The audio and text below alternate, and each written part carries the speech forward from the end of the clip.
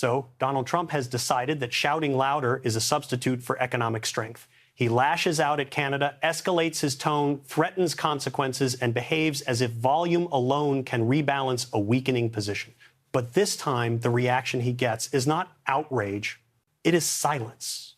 Because in Ottawa, Mark Carney does not shout back. Carney does something far more dangerous for Trump. He withholds response. No dramatic press conference, no emotional counterattack, no rhetorical escalation. Just disciplined, quiet, backed by fiscal restraint and policy continuity that refuses to follow Washington into panic. And that silence lands hard. Trump's anger is not driven by confidence. It is driven by pressure. Pressure from markets that no longer reward uncertainty, pressure from domestic numbers that refuse to cooperate, pressure from a neighbor who refuses to blink. Canada does not mirror his chaos. It absorbs it.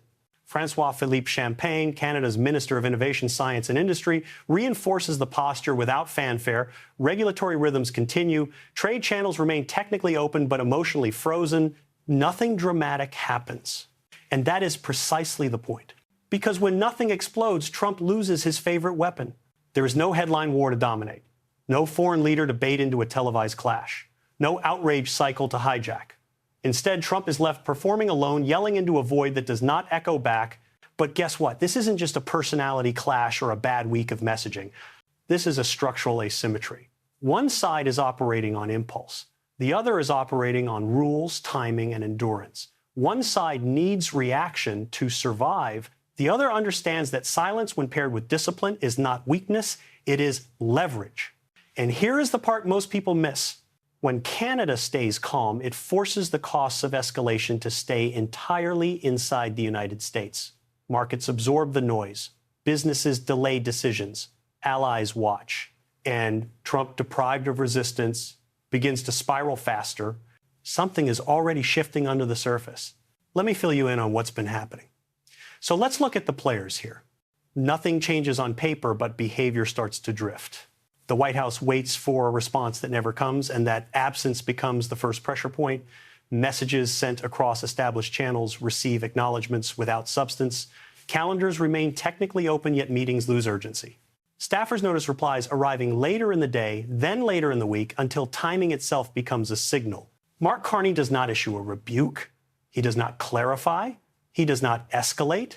He allows existing fiscal guardrails to speak for him.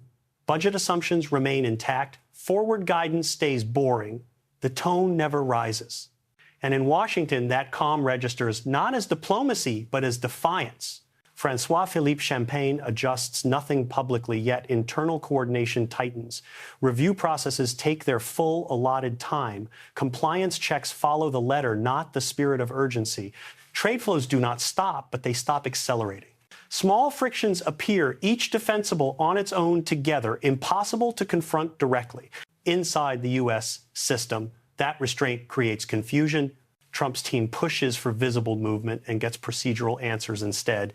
Advisors draft sharper language, then hesitate. They need a trigger, a provocation, something they can point to.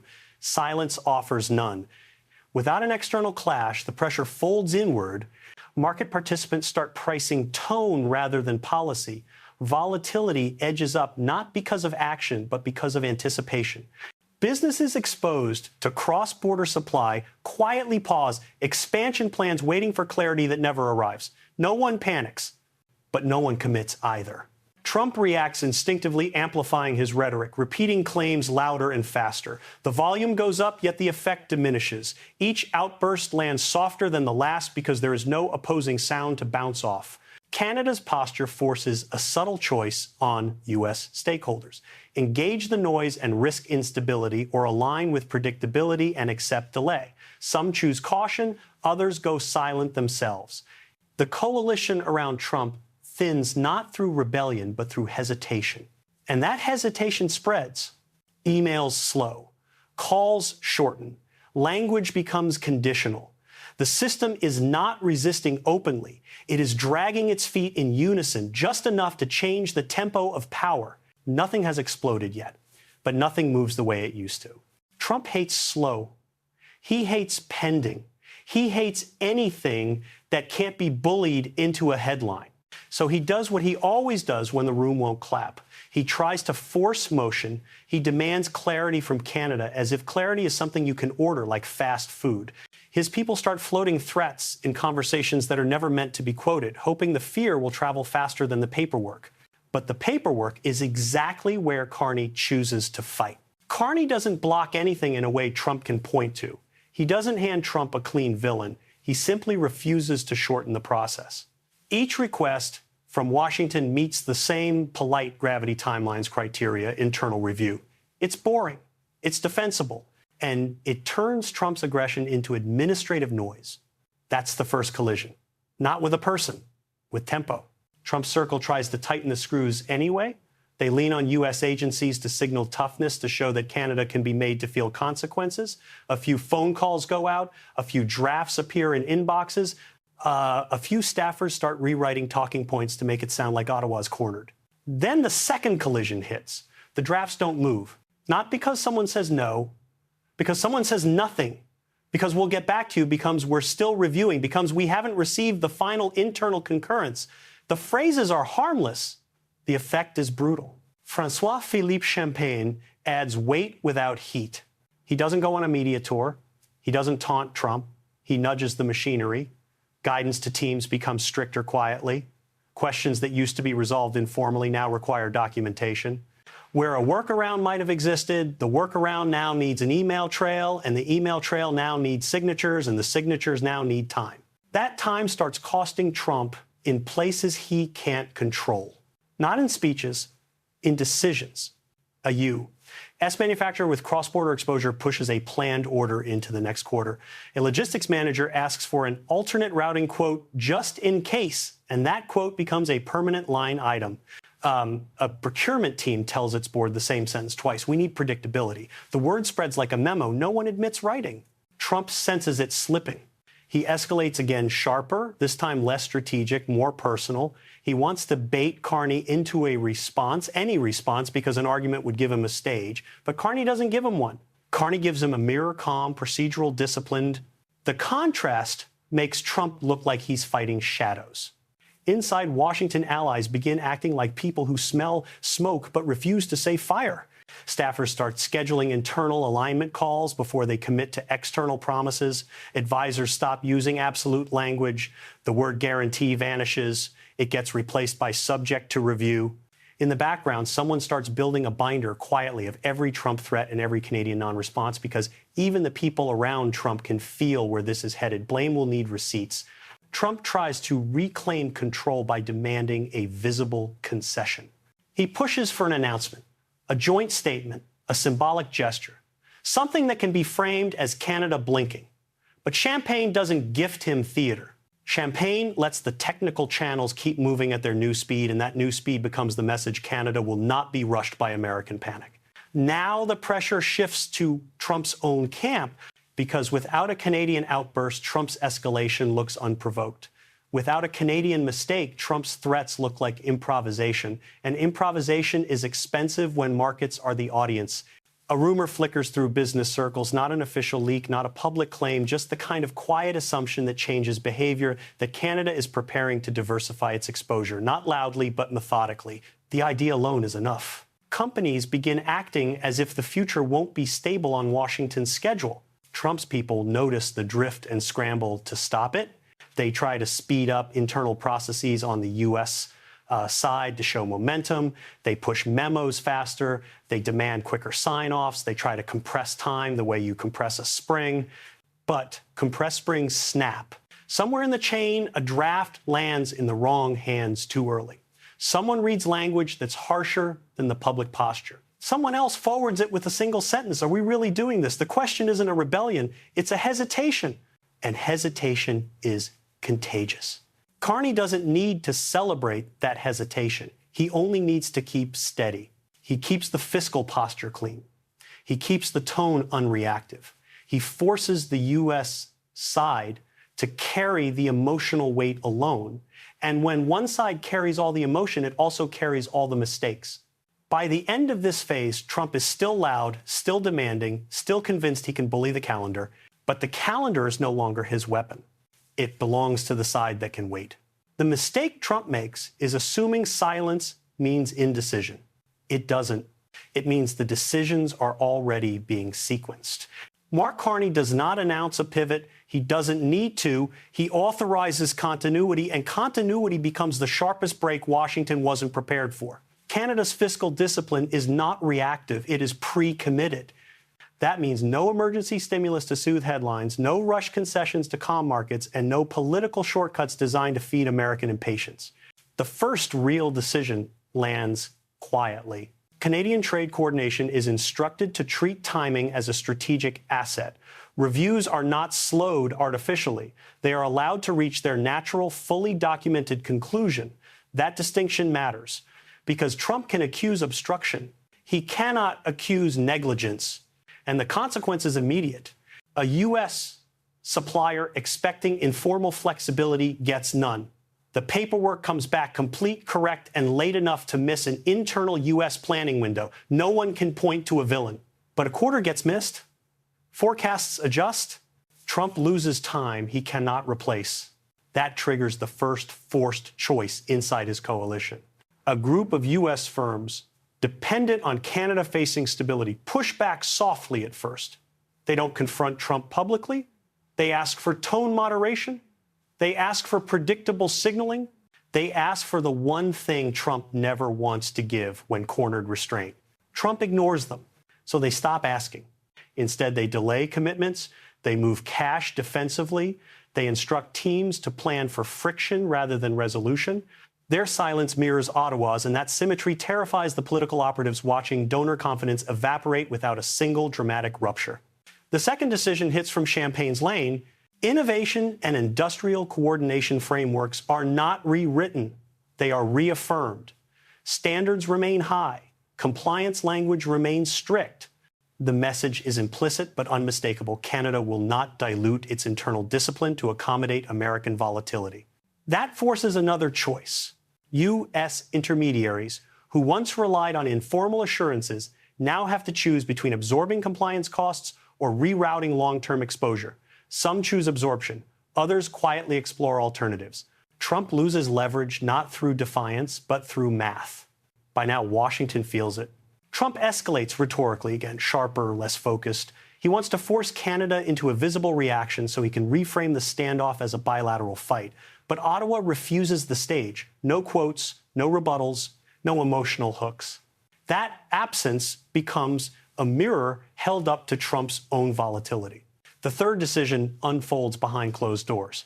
Carney allows a set of internal contingency assumptions to circulate not as policy, not as threat, but as planning. They assume higher U.S., noise longer negotiation cycles, and greater unpredictability. Those assumptions are boring. They are technical, and once embedded, they begin guiding behavior automatically. U.S. counterparts feel the shift without being able to name it. Calls get shorter. Promises become conditional. Language tightens. Trump's team realizes too late that Canada has moved the interaction out of the political arena and into the administrative one, where volume has no jurisdiction. Now the damage compounds. A U.S. agency tries to push a fast-track workaround to demonstrate momentum. It runs into internal resistance, not ideological procedural. Someone flags risk, someone else flags precedent. The process stalls. Trump loses control of tempo inside his own system. That's the fourth forced choice. Do they override procedure and risk legal exposure, or do they wait and bleed leverage? They wait. Trump fumes. He lashes out again, but the outbursts no longer mobilize. They exhaust. Allies stop defending him preemptively. Silence spreads inward and the circle tightens. The fifth decision is the most devastating because it doesn't look like a decision at all. Canada simply holds. Markets adjust to that reality faster than Trump adjusts his strategy. Volatility begins pricing American unpredictability, not Canadian obstruction. Trump's narrative flips against him without a single counterstatement from Ottawa. By the end of this phase, the power shift is undeniable. Carney controls time, Champagne controls process, Trump controls only his voice. And voice without leverage is just noise. What finally traps Trump is not a single loss, but the system he activates against himself. Because once Canada decides to treat American volatility as a permanent condition rather than a temporary tantrum, every downstream behavior begins to harden. Not loudly, not ideologically, structurally. The first layer settles inside institutions. Carney's fiscal discipline becomes a reference point rather than a tactic. Budget committees, planning units, and regulatory desks stop asking whether Washington will calm down. They begin asking how to operate if it doesn't. That shift sounds small. It isn't.